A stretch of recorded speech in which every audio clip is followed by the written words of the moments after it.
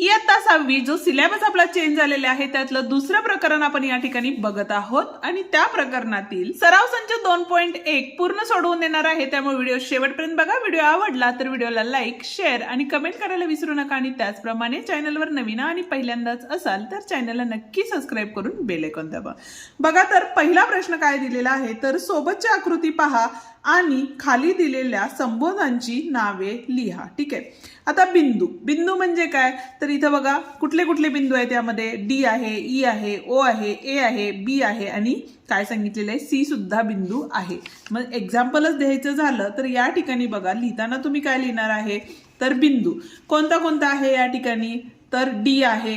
ठीक आहे, त्याच्यानंतर काय असणार आहे या ठिकाणी बिंदू ई आहे, त्याच्यानंतर बिंदू ओ, अशा पद्धतीने बाकीचेही बिंदू तुम्ही या ठिकाणी लिहू शकता। ठीक आहे, आता दुसरा आहे आपला रेषाखंड। रेषाखंड म्हणजे काय तर बघा ज्या वेळेला आकृती पुढे काढता येत नाही आपल्याला त्याला आपण काय म्हणतो रेषाखंड म्हणतो। म्हणजे रेषेच्या शेवटचा म्हणजे अंतबिंदू असतात त्याला, बरोबर आहे। मग आता असा कुठला आहे बघा या ठिकाणी रेषाखंड तर या ठिकाणी ओ आणि ई हा फक्त एकच रेषाखंड या आकृतीमध्ये तर दिसत आहे। म्हणजे इथं आपण लिहू शकतो रेषाखंड ओ ई। ओके, आता बघूया तिसरा। आता जो तिसरा आहे तो आहे किरण। आता किरण याचा विचार जर केला, किरण म्हणजे काय तर एकाच बाजूला काय असतो आपला बिंदू असतो आणि दुसऱ्या बाजूला जी रेषा असती त्याला पुढे काय असतं तर बाण असतो, बरोबर आहे। मग आजची रेषा कुठे आहे बघा तर एक तर आपली ओडी आहे किंवा ईबी ही सुद्धा काय आहे बघा या ठिकाणी तर किरण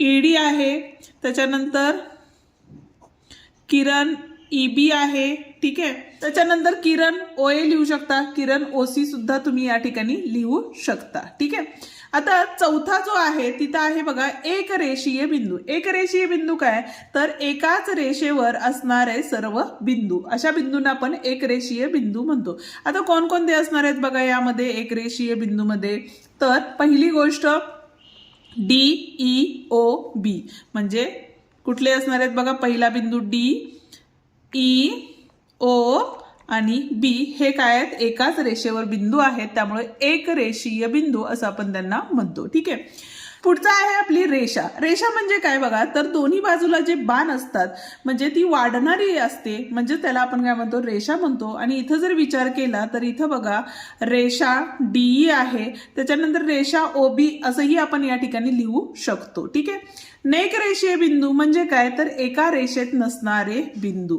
म्हणजेच कुठले कुठले जसं की ए ओ ई हे एक रेषीय बिंदू आहेत का नाही, त्यामुळे इथं आपण लिहू शकतो ए ओ ई म्हणजेच लिहिताना असं लिहायचंय तुम्हाला बिंदू ए ओ आणि ए ई हे काय आहेत नैकरेषीय बिंदू आहेत। किंवा मग तुम्ही असंही लिहू शकता ई ओ सी लिहू शकता, बरोबर आहे। किंवा मग ए बी सी हे सुद्धा नैकरेषीय बिंदू आहेत। ठीक आहे, जाऊया दुसऱ्या प्रश्नाकडे, पण त्याआधी अजूनही व्हिडिओला लाईक केलं नसेल तर व्हिडिओला लाईक करा आणि तुमच्या मित्रांना नक्की व्हिडिओ शेअर करून हाईप द्यायला विसरू नका। दुसरा प्रश्न काय सांगितलेला आहे बघा आपल्याला तर खालील आकृत्या काढा। आता रेषा बीटी, बीटी म्हणजे रेषा दिलेली आहे, रेषा म्हणजे दोन्हीकडे काय असणार आहे तर आपल्याला काय म्हणतो त्याला बाण आहेत। ठीक आहे, इथं कुठले आहे बी आणि इथं आपला टी बिंदू असणार आहे, पण इकडे ॲरो असल्यामुळे ही काय झाली आपली रेषा बीटी झाली।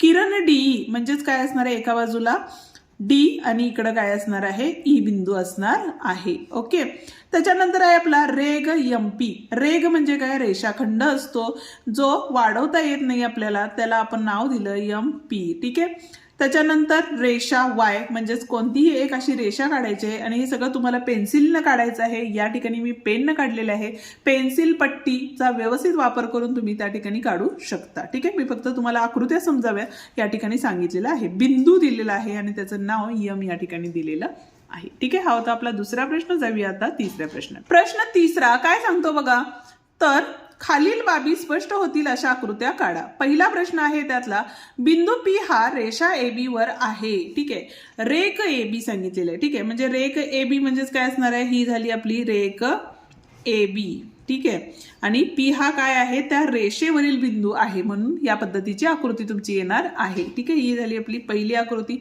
दुसरी आकृती काय असणार आहे बघा या ठिकाणी तर रेषा यम।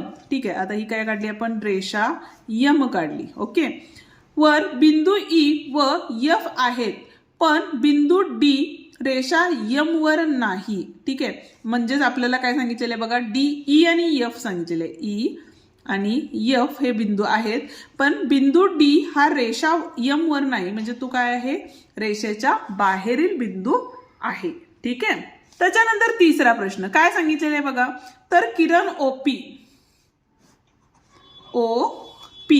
आणि किरण OQ काढा. म्हणजेच इकडूनच येणार आहे आणि इथं असणार आहे आपला Q.